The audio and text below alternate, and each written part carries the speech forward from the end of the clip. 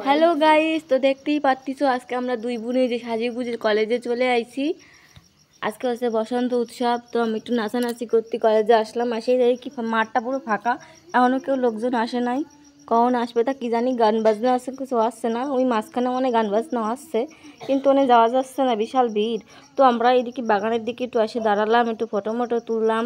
তো সবাই দেখি খালি ফটো তুলি করতেছে। আর ওই যে গার্লফ্রেন্ডের জিএফ আছে না, সব আবির দিয়া দিই করতেছে। তো আমাকে কিরা দেবে, আমার বরডাউনও আসে নাই। তো আমরা ফাঁকা গাল নিয়েই বসে রয়েছি। আর এই যে দেখি কত লোক এই যে নাচানাচি করতেছে, তাই আমিও একটু নাচ শুরু করে দিলাম, কিন্তু গান মান কিছু শোনা যাচ্ছে না। তাই বলদার মতো একটু নড়াই যাচ্ছি। তো এই যে দেখো আমার বরটা একটু আইসে, আমার গালে একটু আবির দিছে, আমি একটু নাচানাচি করলাম।